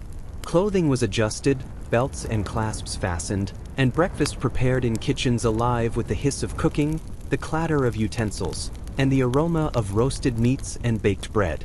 Gentlemen and ladies might engage in short prayers or reflection, reviewing letters or plans for the day while servants ensured that chambers were orderly and warm. The interplay of ritual, labor, and preparation shaped not only the comfort but also the social and symbolic rhythm of morning. Marketplaces and streets began to stir, their awakening a blend of practicality and social performance. Merchants set up stalls, arranging wares with careful attention to presentation. Bakers carried loaves, their aroma drifting into open alleys, and craftsmen prepared tools and goods for sale. Haggling began early, voices carrying across cobblestones, merging with the clatter of carts and the soft padding of animals. Townsfolk and travelers exchanged news, stories, and gossip alongside goods, making the morning a confluence of economy, information, and community. Every transaction, conversation, and observation was embedded in a larger rhythm that connected individual households to the broader fabric of medieval life. Work resumed with energy and urgency. Farmers returned to fields, plowing, sowing, or tending livestock, their movements a repetition of learned skill yet responsive to the ever-changing conditions of weather, terrain, and animals. Workshops echoed with hammer strikes, sawing, and the shaping of materials into useful objects. Even nobles oversaw labor, inspecting lands, organizing retainers, or participating in strategic planning. The entire community moved in a fluid choreography, the pace set by sunlight, necessity, and the accumulated experience of countless generations. Meals punctuated this morning rhythm, reinforcing both sustenance and structure. Early breakfast fed the laboring body. Later, small repasts could provide energy for mid-morning toil. In noble households, multiple courses and beverages, such as ale or spiced drinks, were served in a rhythm aligned with both work and social convention. Food, preparation, and consumption were deeply tied to social hierarchy, environment, and the day's unfolding, turning something as simple as porridge into a reflection of survival, community, and status. The sensory world of morning was rich and multi-layered. Sunlight illuminated textures and colors, highlighting straw floors, wooden beams, and the hues of garments. Smells of cooking, animals, and earth mingled in ever-shifting combinations. Sounds layered themselves into a continuous score, roosters crowing, merchants calling, the scrape of tools, and the laughter of children. Even touch, the chill of air, the roughness of clothing, the warmth of a hearth, reminded inhabitants of their connection to place and season. As day advanced, the rhythm set in motion by dawn carried each individual forward, intertwining work, observation, and social interaction. Morning was not merely a transition from sleep to wakefulness. It was a vital period in which preparation, ritual, and labor merged to define both the day and the medieval sense of time itself. Every household, every village, every town participated in this dynamic flow, each action a note in a vast, continuous symphony of human life that would carry seamlessly into the unfolding hours of day. By midday, the medieval world had reached a full, vibrant rhythm, with work, sustenance, and social interaction intertwining into a complex dance. The sun, climbing high overhead, illuminated fields, streets, and courtyards, casting long shadows that shifted as the day progressed. Peasants paused briefly from labor to take a meal, often simple but filling. Coarse bread dipped into broth, cheese, or a bit of salted meat, accompanied by water or ale. These pauses were more than nourishment. They were moments of recalibration, a chance to rest aching muscles, observe the sky, and share conversation with fellow laborers. Children were not idle during these breaks. They might fetch water, tend small animals, or simply watch and learn from adults, absorbing the subtleties of daily life. Their observations were layered with curiosity and imagination, as they noted techniques for plowing, sowing, or caring for livestock. Learning through participation was integral to survival, and these midday pauses provided the perfect environment for practical education, social bonding, and even mischief, as young ones found fleeting opportunities for play amid responsibility. In noble households, midday was marked by more elaborate meals and activities. Tables were set with greater care, food prepared to display both abundance and refinement, roasted meats, fresh bread, cheeses, and sometimes exotic spices if wealth and connections allowed. Servants ensured that courses were brought in precise order, while lords and ladies conversed over matters of estate, politics, or social etiquette. Mealtime became an intersection of sustenance, hierarchy, and communication, with each action, from lifting a cup to passing a dish, infused with social meaning. Markets thrived at this hour, a tapestry of sound, color, and movement. Merchants shouted to attract customers, the clatter of coins rang through open-air stalls, and townsfolk navigated narrow streets to buy produce, cloth, or tools. The air was rich with aromas: freshly baked bread, smoked fish, herbs, and the earthy smell of livestock. Children darted between adults, occasionally weaving around carts or animals, while news, gossip, and rumors traveled as fast as trade. Midday in a market was both necessity and performance, blending commerce with human curiosity and community awareness. Labor continued alongside these social moments, each action a testament to skill and endurance. Farmers managed fields with unrelenting attention, adjusting to shifting sun and weather conditions, tending plants and animals alike. In workshops, blacksmiths hammered and shaped metal, carpenters sawed and planed wood, and weavers pulled threads into textiles, their expertise evident in every deliberate movement. Even minor details, the angle of a tool, the placement of a nail, the quality of a stitch, reflected years of learned precision and observation, a silent narrative of diligence and craft. The heat of the sun influenced both pace and ritual. In warmer months, labor slowed during the most intense hours, encouraging short rests in shade or brief conversations under trees. People were attuned to the environmental cues around them: the angle of sunlight, the feel of wind across skin, and the subtle sounds of animals moving in response to heat. Each sensory input was incorporated into decisions about work, rest, and strategy, creating a dynamic awareness that linked body, mind, and environment seamlessly. Food and drink punctuated these hours with rhythm and sustenance. Ale or weak beer often accompanied midday meals, providing hydration and calories, while bread and cheese delivered lasting energy.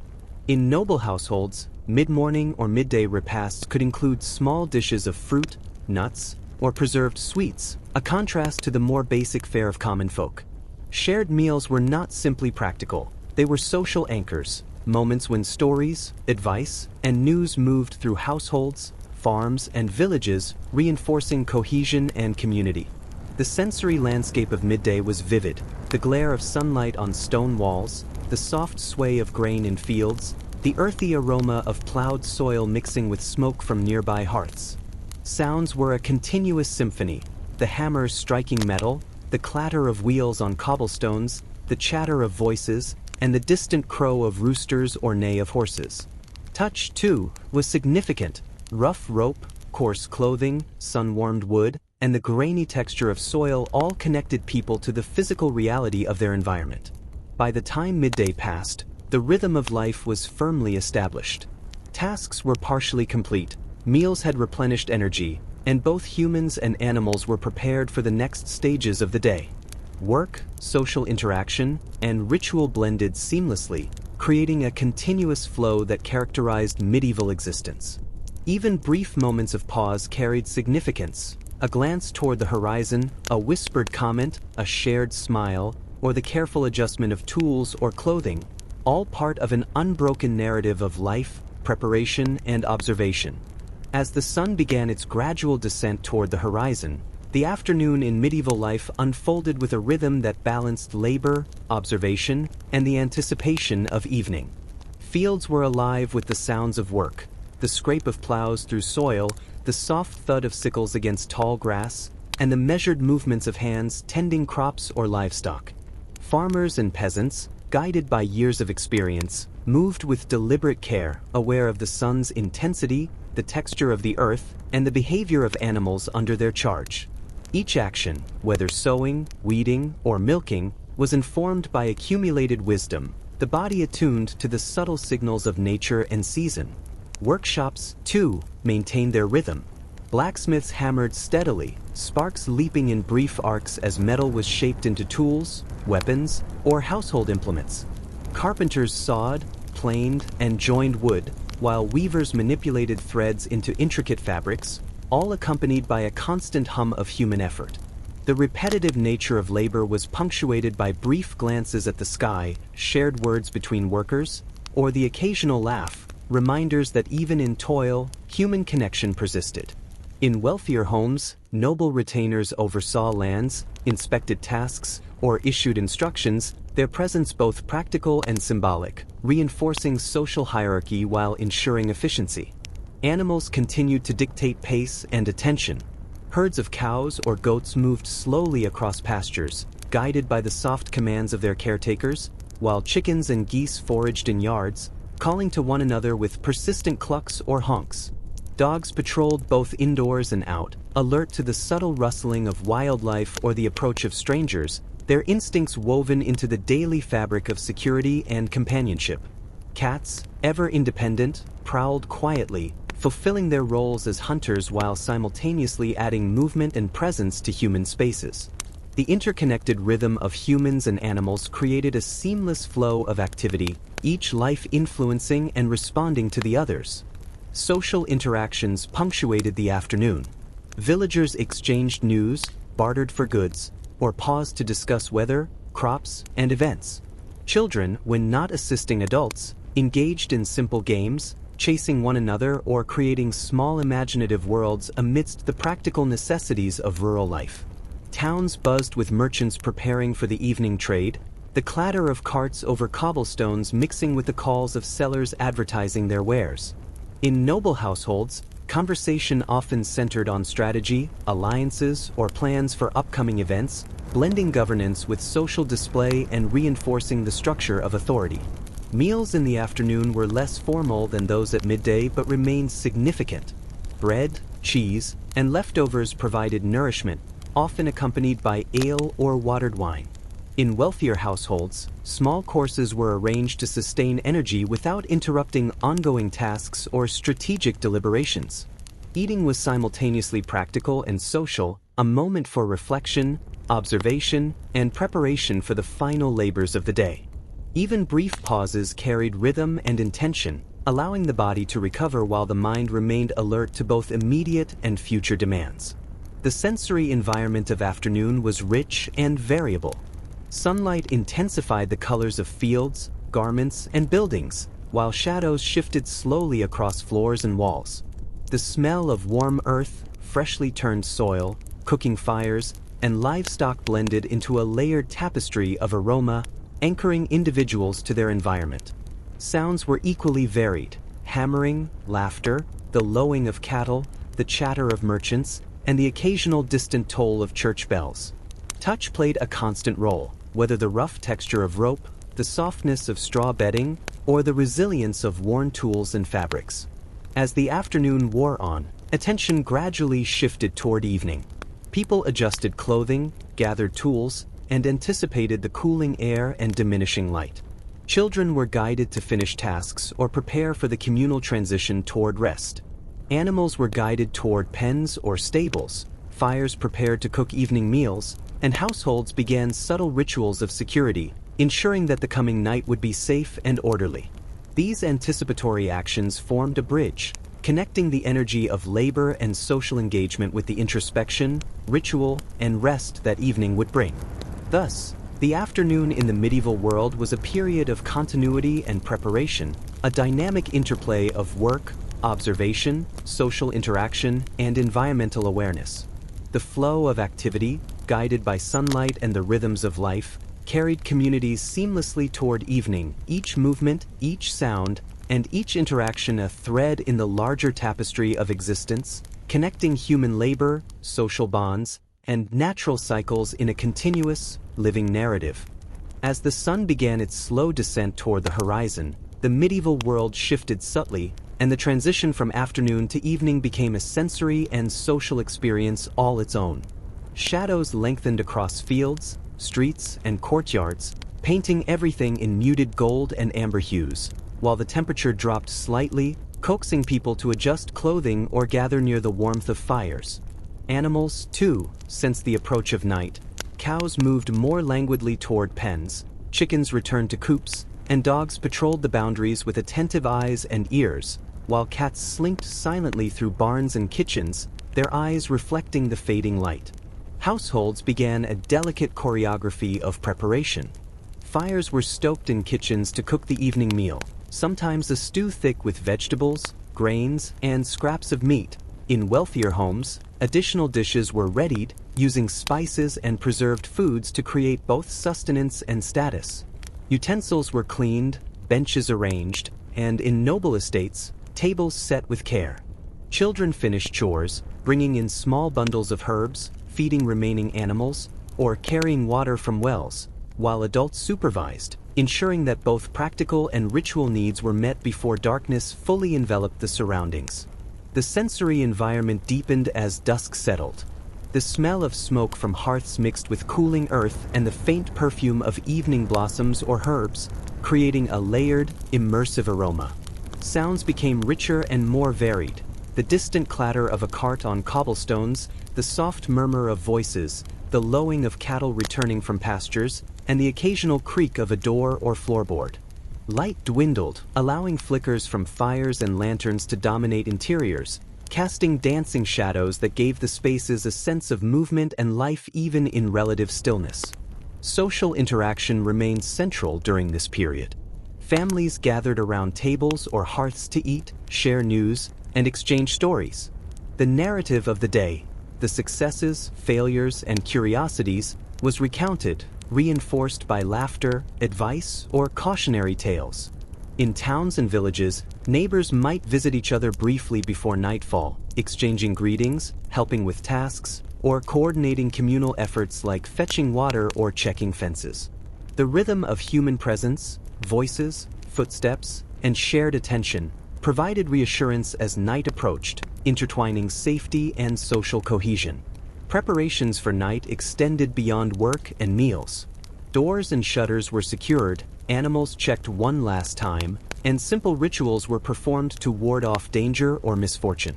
Herbs might be hung above doorways, small charms tucked under pillows, and whispered prayers recited.